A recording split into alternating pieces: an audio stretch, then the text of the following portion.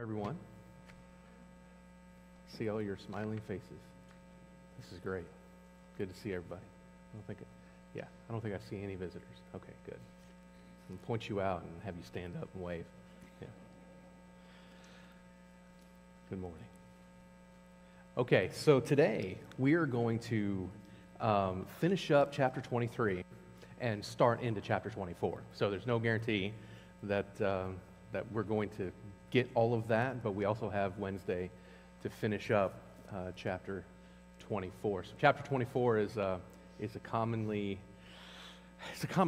issue and interpretation that we'll get to. So maybe I got to turn it on.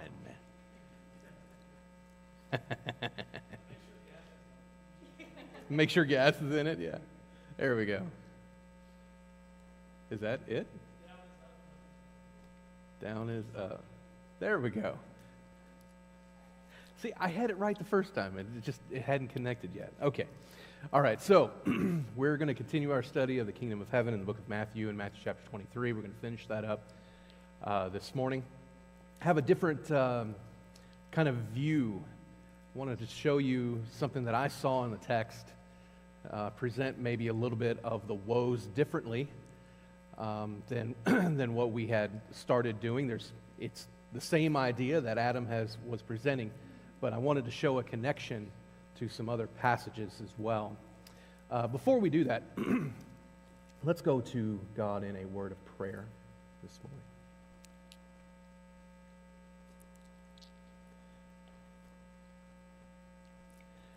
Father in heaven, we are grateful to you for being our God and for choosing us to be your people through your Son. We're so thankful that you have given us the word of life. We're so thankful for Jesus and the life that he lived, showing us what it means to bear your image. Help us, Father, to carefully consider the things that he has to say. Help us to understand what we need to do to be better followers, better disciples, better learners, so that we can honor you in the best way that we can throughout our lives. In Jesus' name, amen.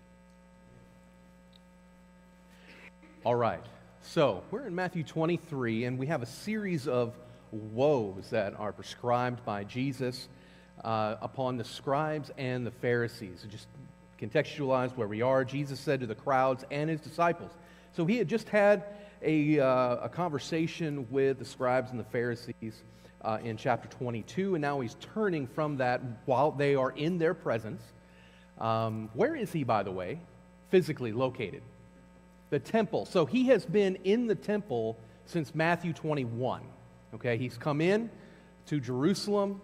He is going to die very soon. As a matter of fact, we are just days away from his arrest, his mock trial, and his crucifixion. So here, what I want you to think about is that this is his last public message that he's giving in chapter 23. And it is a harsh finale. He is coming down on those spiritual leaders who had the responsibility of leading the people to God and not away from him. And everything that he has said that we've looked at so far in Matthew 23 indicates that they are not doing that they are taking them further away. When you have the Son of God saying that when you proselytize somebody, you make them twice as much a son of hell as you are, that tells you that they are missing the mark tremendously. And so in these woes, he is listing out all of the things that they are doing, and opposite-wise, it is opposite of what we see in the Sermon on the Mount. This is the connection that I wanted to bring out to you. So let's look at this. We went through the first few of these on Wednesday. I want to make this connection for you. So in verses 2 through 12, we have this description of them wanting to have the greatest honor. So he says in verse 6, for instance, or in verse 5, they do all their deeds to be seen by others. They make their phylacteries broad and their fringes long. That's to show their piety, right? These phylacteries, there's these boxes that they contain some scriptures. So the idea is that they are outwardly pious. They are the ones that everybody's to look to and say, see, this is what righteousness looks like. But Jesus says you're doing it all just for show. They make their phylacteries broad and the fringes long, and they love the place of honor at feasts and the best seats in the synagogues and the greetings in the marketplaces and being called rabbi by others. They liked the exaltation. So the concept here is that they are putting themselves on a pedestal above everybody else when Jesus said, look, you really have one teacher, that is God. Everybody else are brothers and sisters trying to learn from one another. Okay, so when we have situations where spiritual leaders are taking a heads and shoulders above everybody else, and they take that role of I'm the pinnacle and this is the way we're going to do it because this is how I see it and I'm the picture of righteousness, we have a problem. Okay? I don't think our leaders do that here. I have been parts of groups that have done that, and it doesn't bode well. So anyway, what I want you to notice is that in places like Matthew chapter 7, in the Sermon on the Mount, if you want to turn over there, we're going to be flipping back and forth. Matthew chapter 7, verse 12. So, whatever you wish that others would do to you, do also to them. For this is the law and the prophets. Everything about what the law and the prophets is about, everything about what they were learning in the Torah was to this principle. Love your neighbor as yourself and be a servant.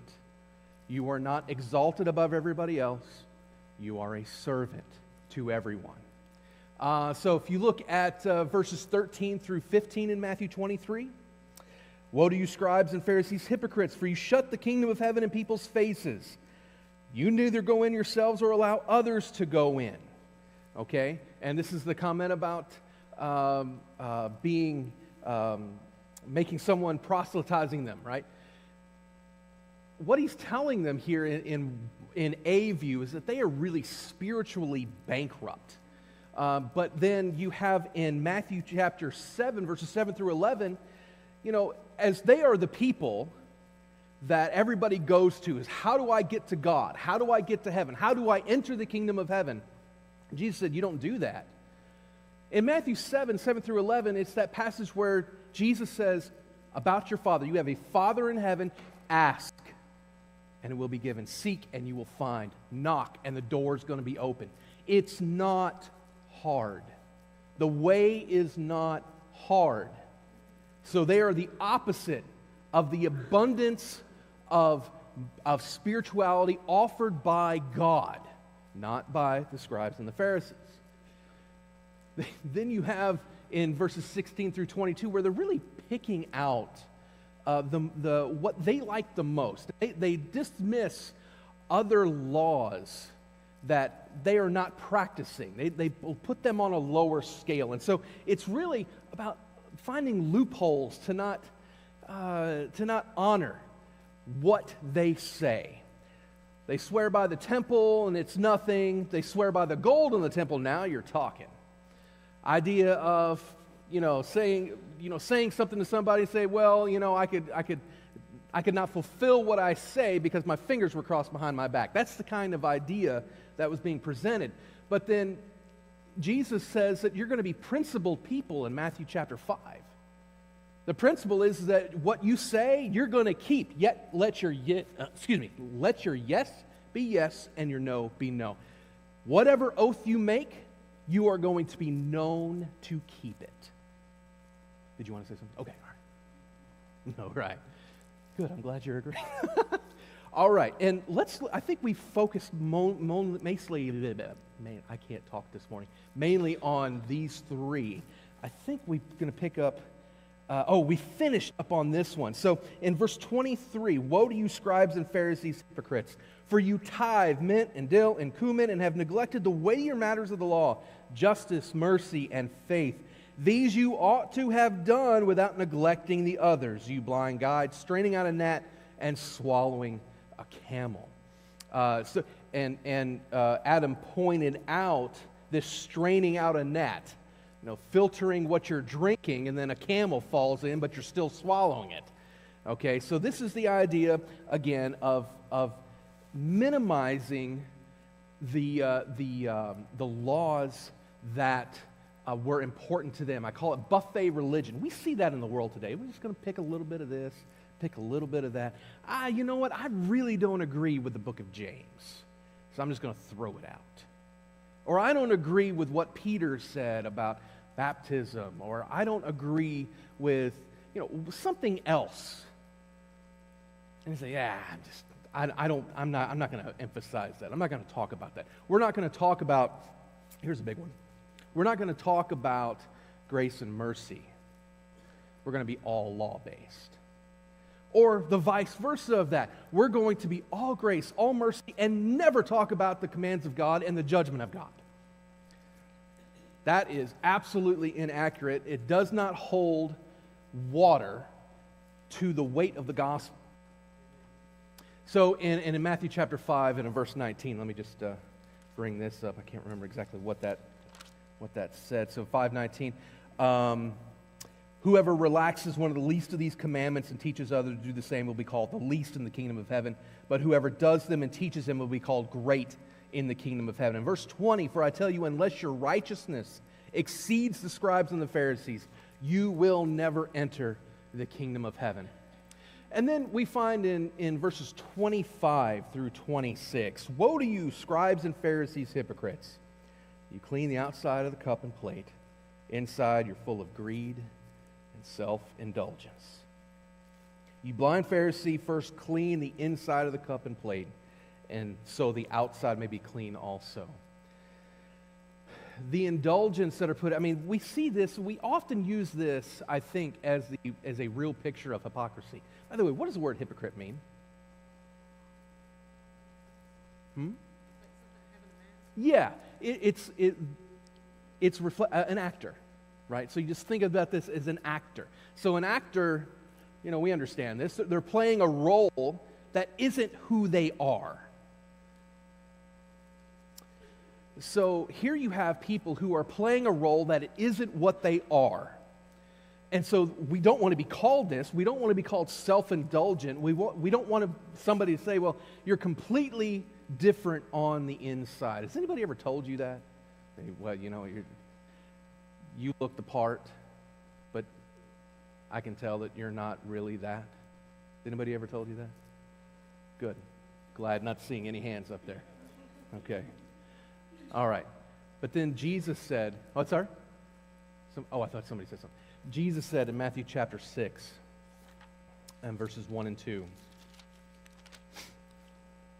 beware of practicing your righteousness before other people in order to be seen by them, for then you will have no reward from your Father who is in heaven. Thus, when you give to the needy, sound no trumpet before you, as the hypocrites do in the synagogues and the streets, that they may be praised by others. That is their reward. He says they have received their reward. That is the reward.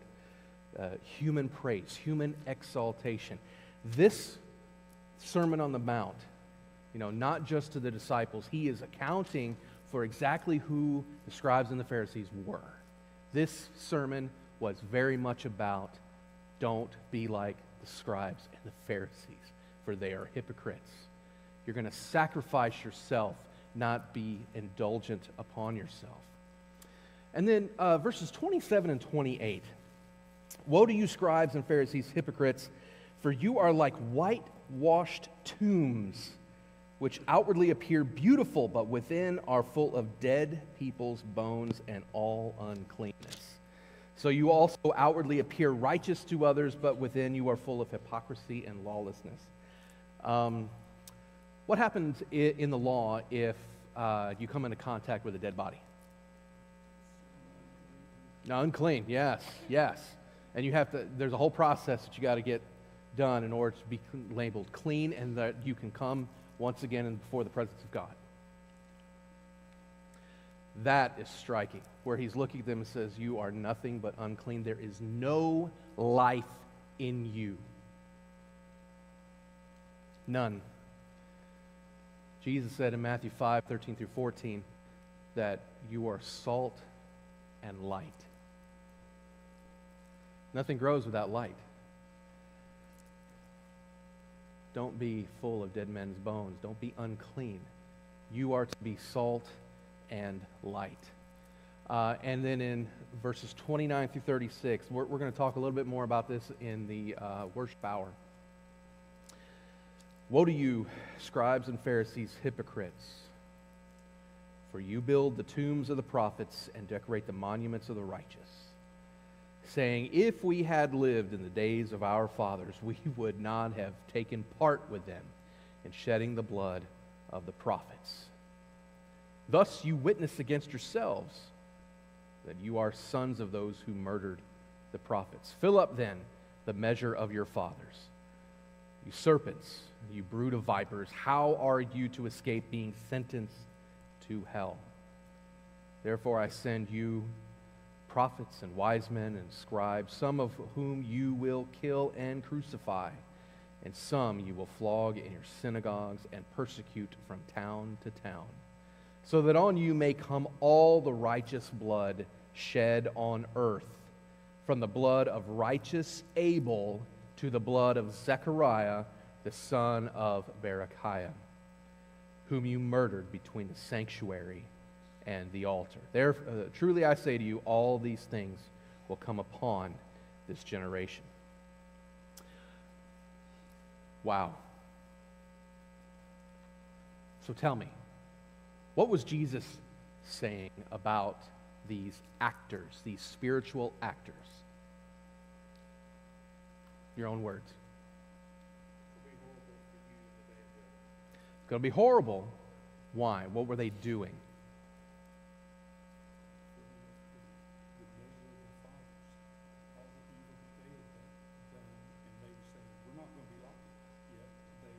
They are just like them. Okay. One of the things to think about when, I think it was Paul that said in Ephesians, I'm not 100% certain, maybe somebody here can correct me on this, where he says that Jesus came at the fullness of time.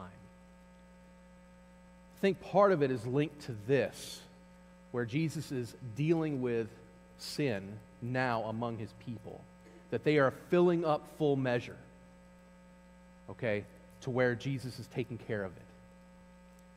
They are finally filling up the cup to the brim in their sin. Yes? Is there a correlation between what you're saying here about there's a time that then there's going to be a judgment with us and the grace that God gives us, not wanting any to perish, but at some point there's going to be a time when the door is shut? I think so, because you have the statement that Peter made, right? That he's not willing to any to perish. Don't mistake the long suffering for God as just being something else other than it is. It is a graceful period to allow us to do our job, what we are intended to do. We are intended to work as tenants in a garden that is spreading across the world. That is the picture of the kingdom as it spreads. Jesus is dealing with these tenants that they have not worked the garden as they should have. They have killed those sent to them. They are stealing away what is the inheritance of God, stealing away his people, okay, leading them astray. Similarly, for us, as we work as tenants in the garden of God, we are trying to cultivate faith and cultivate souls leading to God. We fail. All right? There are times that we fail. But God is long-suffering. So we see that as an opportunity to make things right. I think it is a correlation with how he treats people. With that tie into when James says that it leads to sin, but that leads to death. The sin, I'd always heard, sin, the punishment for sin is death. But it seems to be, when we're reading through James, that there is I don't want to say, a time of mercy to get us to the point where we overcome our sin. Otherwise, it Yeah, so, and I think too that's tied into what is said in James is the type of person. So there is a period of time where people will just say, you know what, I'm giving up on this entirely, right? I'm not going to follow the way anymore. So I think that both of those things can be true, right? Where God is offering mercy, and that as long as there's that mercy and that we're always getting back on track, then there is a sin that doesn't lead to death because we can receive forgiveness. God is graceful for that. But then at the time whenever, either time runs out, the long suffering period is gone, or we just flat out just say, I'm not doing this anymore. Faith is gone. Trust is gone. For whatever reason, there's nothing else that can be done for that. So, instead of being self-righteous, Jesus says in Matthew 7, verses 15 through 20, you're going to know them by their fruits. Outwardly appearing righteous. They are the picture of piety. They are the picture of the godliness. They are the picture of what you are supposed to be. That's what the Pharisees said they were. But then he said, you're going to know them by what they do. Yes, Tyler?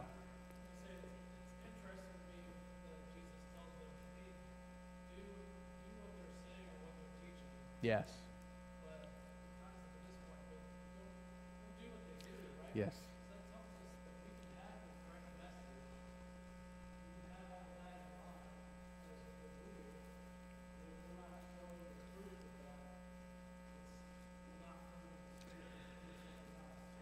Yeah.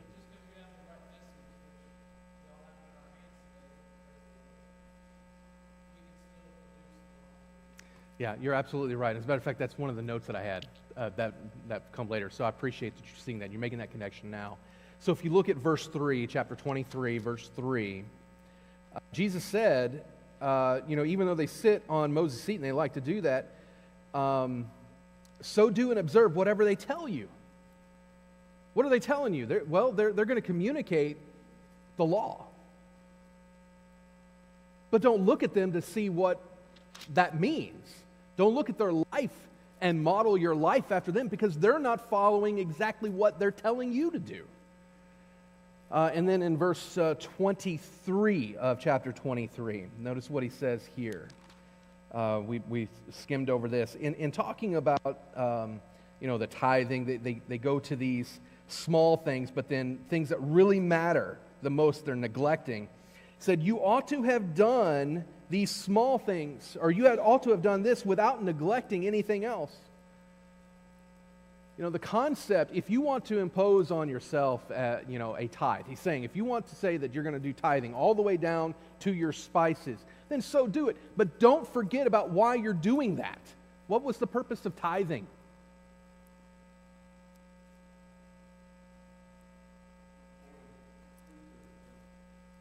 Yes. Take care. Yes, exactly. To take care of the priests, right? Take care of the temple, to keep those things going. And what was that all for? Bringing people close to God. Well, yeah, for that very reason, right? So the way I look at things like this is, why are things commanded? Well, a lot of times, God will tell people to do things like Leviticus, to say, okay, you're going to stay away from X, Y, and Z. May not be directly understandable, other than the fact that God said, I'm holy, so you're going to be holy, and this is how I'm defining holiness, right? So then it comes up, well, that's what he said. Okay. All right, so the other thing that I wanted to, is this, everybody okay with it? Seeing like the connections across, from his first sermon, as we say it, although that sermon I think was mainly focused towards his disciples, this last one eviscerating the scribes and the Pharisees for not bearing out the fruit that they were supposed to bear. So one thing I wanted to bring out to you is I also see a correlation with what Ezekiel is speaking about, or what God was saying to Ezekiel in Ezekiel chapter 34. When you look at what the scribes and the Pharisees, as spiritual leaders, what they were supposed to do, it reflects, it echoes almost exactly what was going on at the time of the captivity. So if you look at Ezekiel 34, I'm just highlighting for you a couple of verses here. Thus says the Lord God, ah, shepherds of Israel who have been feeding yourselves, should not shepherds feed the sheep? You eat the fat, you clothe yourselves with the wool, you slaughter the fat ones, but you do not feed the sheep. The weak you have not strengthened, the sick you have not healed, the injured you have not bound up, the strayed you have not brought back, the lost you have not sought, and with force and harshness you have ruled them. Does that not sound an awful lot like the scribes and the Pharisees in the first century? So they were scattered, the sheep. The sheep were scattered because there was no shepherd, and they became food for all the wild beasts. So I'm going to throw out something here in just a second. But my sheep were scattered. They wandered all over all the mountains and on every high hill. My sheep were scattered over all the face of the earth with none to search or seek for them. So a couple things. Does anybody know what this reference is? They wandered all over the mountains and over every high hill. Do you know what that reference is to? Not to captivity. Not to that. Not to the Exodus.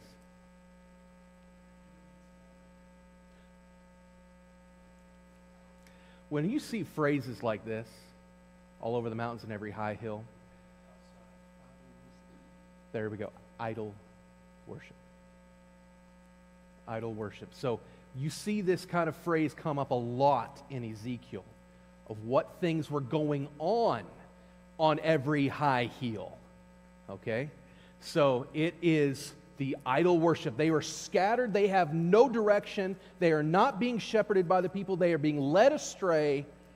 The shepherds don't care.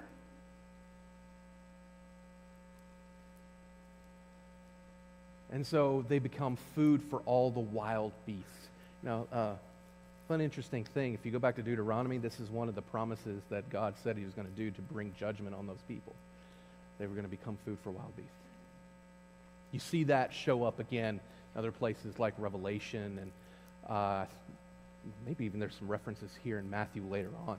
I can't remember, but I've come across them. Another one was pestilence, okay, was a promise or a curse that was going to happen. Famine. Those are the judgments of God upon Israel. So what God ultimately said in response was this: I will rescue my flock. The shepherds of Israel had let them go. They become scattered. They become directionless. They become searching for a way to tap into the supernatural or the divine in every other way other than what they were supposed to do because of their lack of guidance. And God said, I'm going to rescue my flock. They're no longer going to be a prey for wild beasts. And I will judge between sheep, and I will set up over them one shepherd, my servant David, and he shall feed them. He shall feed them and be their shepherd. And I, the Lord, will be their God, and my servant David shall be prince among them. What did Jesus say in John chapter 10? I am the good shepherd. Yeah. So this is reference. He is referencing, among other scriptures, this. Okay. That's right. Yeah.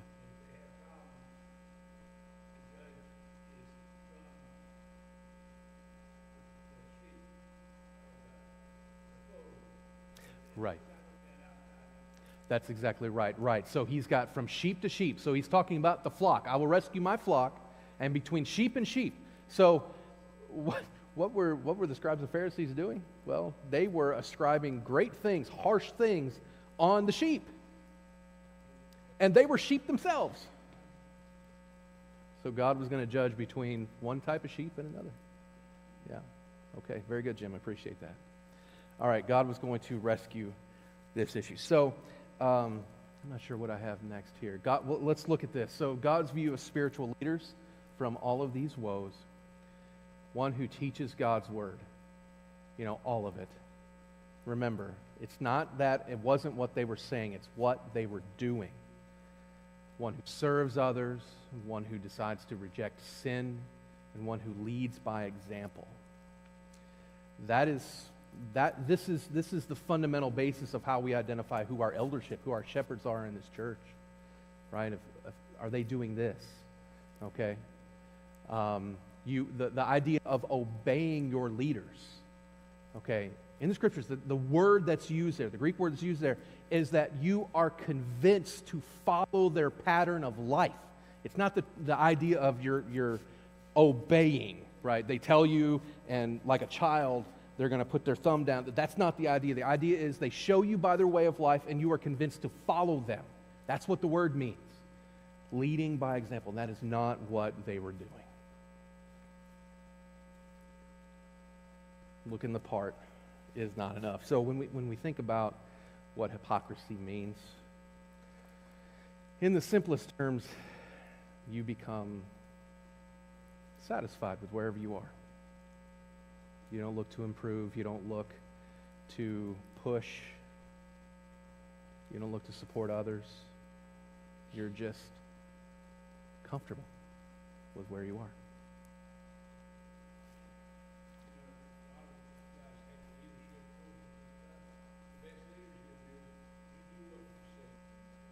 Yeah. That's right.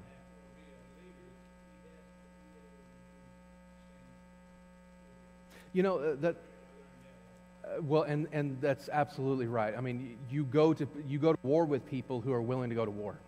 Jesus hasn't asked us to do anything that he himself hasn't already done or worked through.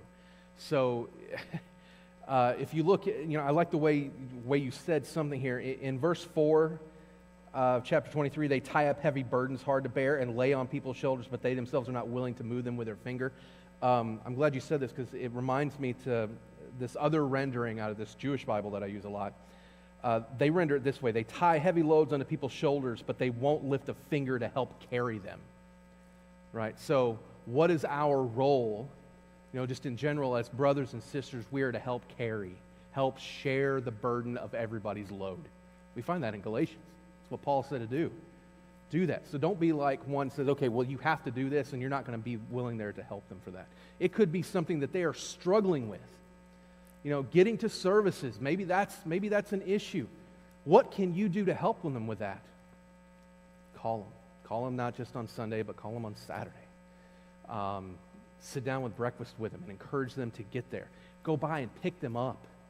That kind of thing, because you value that soul at the table. Right? So you do whatever you can to support their growth. Okay. All right. So this comes to, I bring up Ezekiel because actually I see this as these two chapters, 23 and 24, and even 25, really echoes a lot of what was happening in the Old Testament, with the reason why Jerusalem ended up going, the entire Israelite nation ended up going into captivity. And so when you look at what Jesus says at the very end, this is extremely, extremely disturbing. And I would posit, now I don't know this for a fact, but I think this is the transition point. After the Pharisees, what were they doing? They were spending most of their time trying to trap him or to accuse him. I'm not so certain at this point if Matthew has brought up that they were trying to kill him at this time, right before all of this. But this could very well be the turning point. What's that?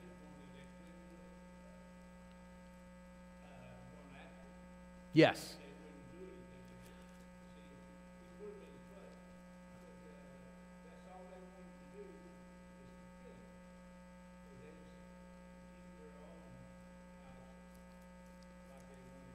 Right, so they were challenging him many times, and Matthew would say, what authority are you saying these things? And Jesus said, look, if you don't understand where this authority comes from, I'm not going to tell you. They questioned him, tried to trap him, and to show him as a fraud, okay? That's among one of their goals. Of course, the other we know is that they tried to kill him. As a matter of fact, in Matthew 26, they are looking for opportunity to kill him. But it conveniently comes after this large sermon where he's talking about, God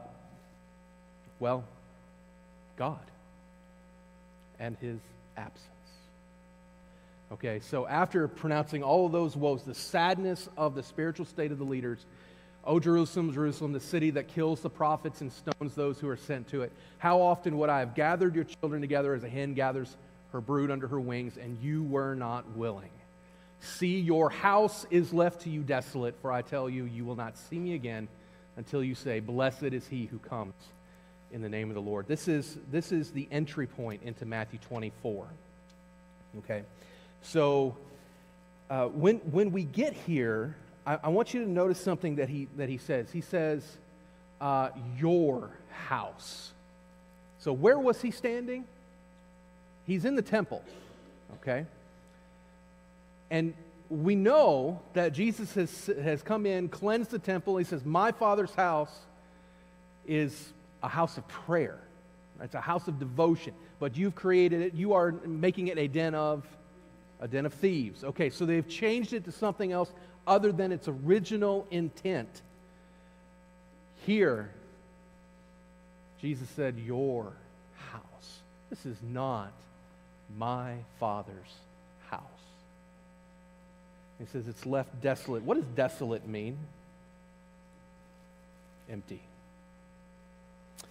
What you find is that if you just did a search through the word desolate and look to see how it's used throughout the Scriptures, it's very much a key judgment word, and very much so relates back to what has been recorded for us in the Old Testament. So, for instance, it echoes the departure. I'm not sure if I put this in there.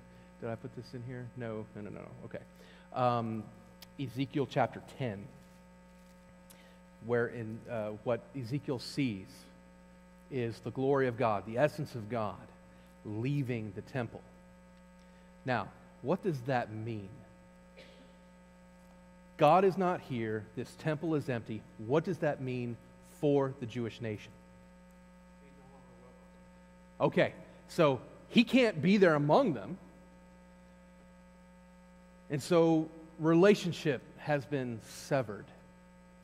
Along with that relationship being severed, protection is gone. No protection. So now this enters our conversation of what Jesus is saying in Matthew 24.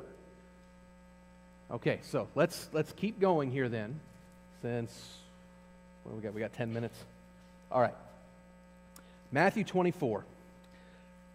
Not one stone left upon another. All right, let's not forget, and I'm going to say this again. Where's Jesus?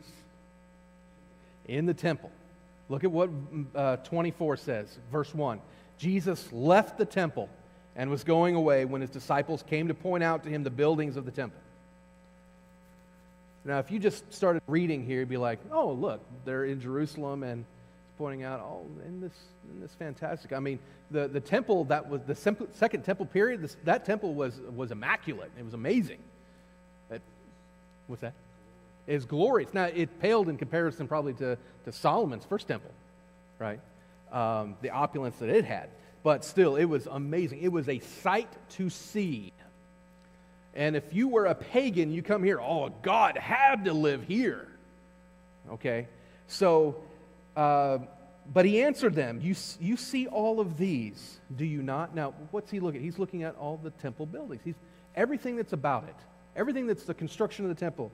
He says, truly I say to you, there will not be left here one stone upon another that will not be thrown down. Okay, now wait a minute. When did that happen before?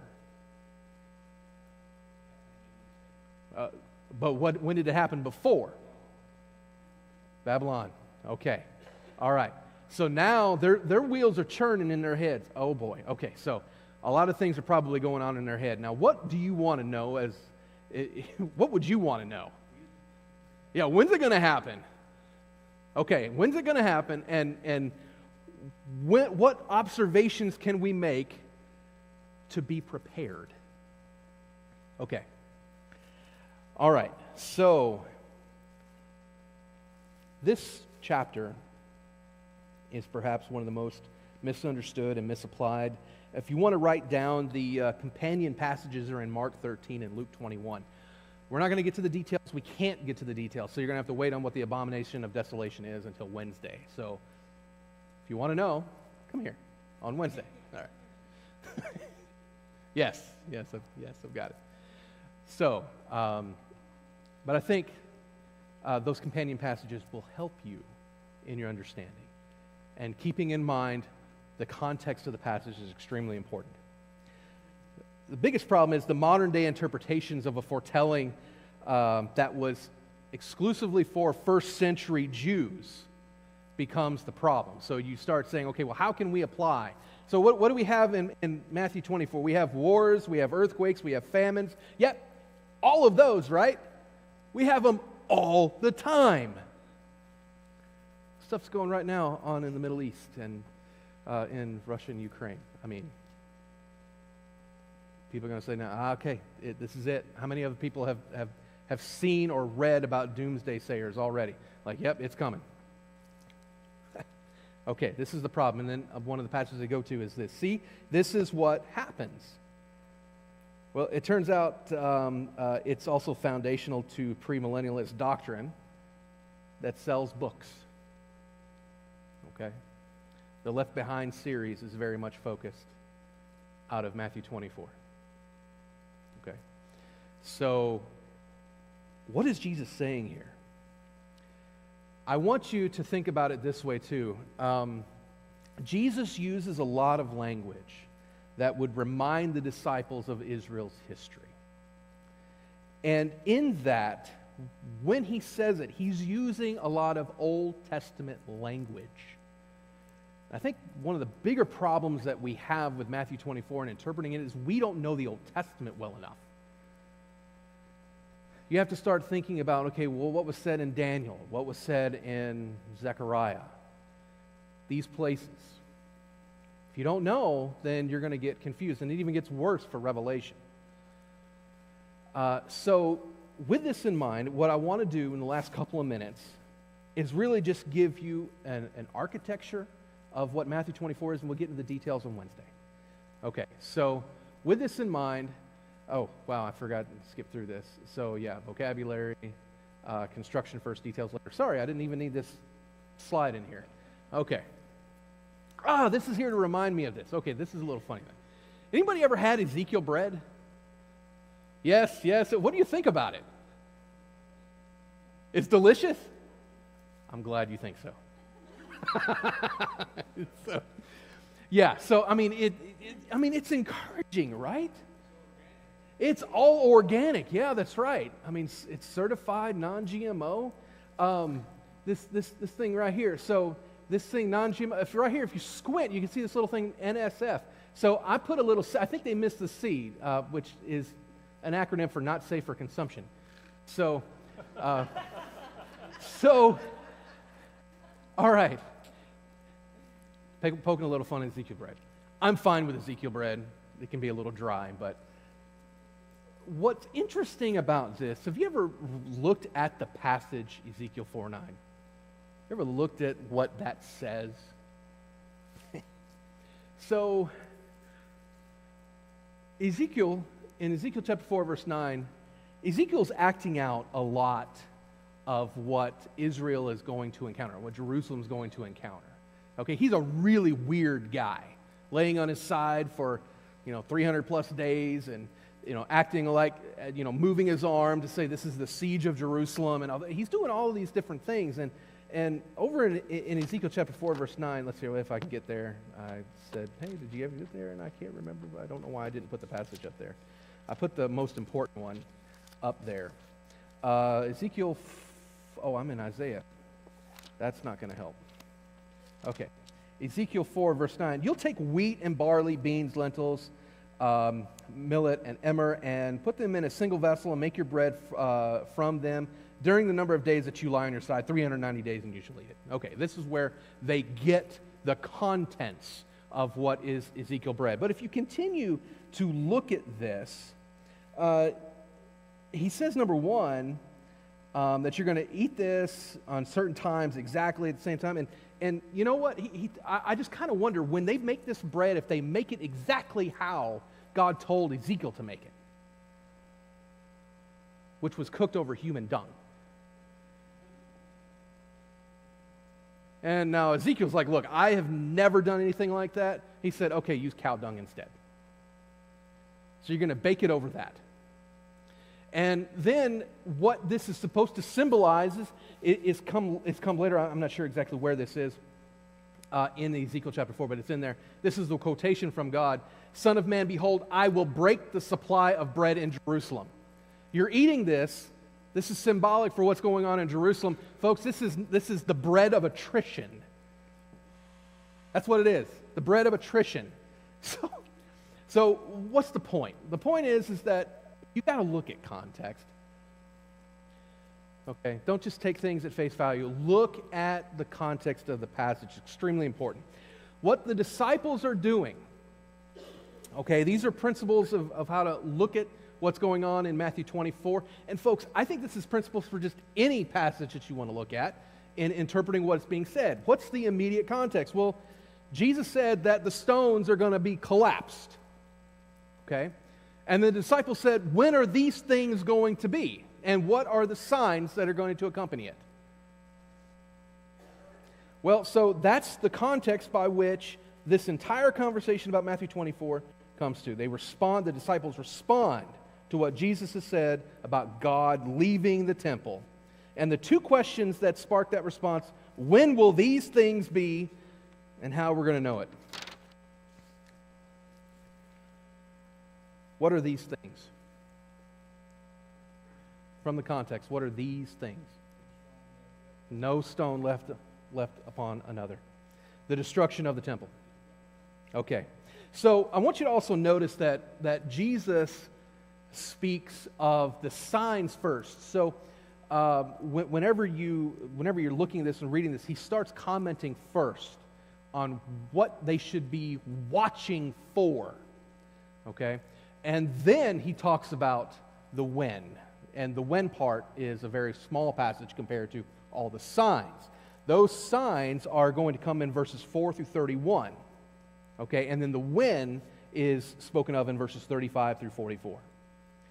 And lastly, what Jesus does in this chapter, verses 45 through 51, is he actually speaks of the most pressing issue. What are the servants going to be doing at the time when this happens? That's the most important thing, okay, out of all of this. So in between the signs of the times, or in between this, he provides an analogy. Okay, and this analogy is extremely important. All right, we got just a couple of minutes left, and this will be enough for us. This circle, if this circle and the filled area of this circle represents all of Matthew 24,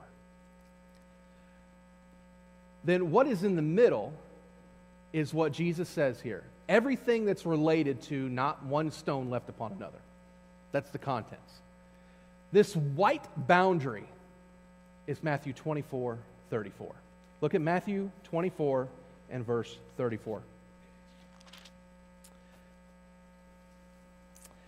This is within this analogy from the fig tree. From the fig tree, learn its lesson. As soon as its branch becomes tender and puts out its leaves, you know that summer is near. So also, when you see all these things, you know that he is near at the very gates. We're going to talk about that. Truly I say to you, this generation will not pass away until all these things take place. The boundary is verse 34. So the context by which we understand everything that happens in Matthew 24 is what? This generation. He is speaking to his disciples. Their generation. He has already used that kind of phraseology about the Pharisees in chapter 23. That they were devoted to destruction. It's all going to come upon this generation. You can't make this generation mean something different than what he just applied it to somebody else. Not one stone left upon another is going to happen within their lifespan. Okay. And so when we break this down, the contents of this circle, the signs of, we're going to talk about all of these things. People are saying, the Christ is here now. He's way over there, and go follow him. He's going to fix the impending doom. Remember, the Christ, their idea was he was going to overcome Anybody that would dare break the peace of the Israelite nation, he's going to deal with that. But then you hear about wars and earthquakes, famines and tribulations and cosmic disorder. We're going to look at that too. You know, the sun or the moon being darkened and the stars falling, all that. We're going to talk about what that means. And then lastly, when is in verse 36. And verse 36, people have a lot of trouble with. We'll talk about that as well on Wednesday. Last thing I want you to know is that out of all of this, you can pick these verses out as Jesus is communicating to his disciples to affirm, stay strong, stay the course. See that no one leads you astray. See that you are not alarmed when these things are happening. See, I've told you beforehand what to look for. And this last one, verse 34, heaven and earth will pass away, but my words will not pass away. Okay? There is great comfort that we can take in that. And his disciples were instructed, take comfort in this fact, my words will not pass away. All right. Everybody's good for Wednesday night? Excellent. Okay. Hope to see you then. Thank you.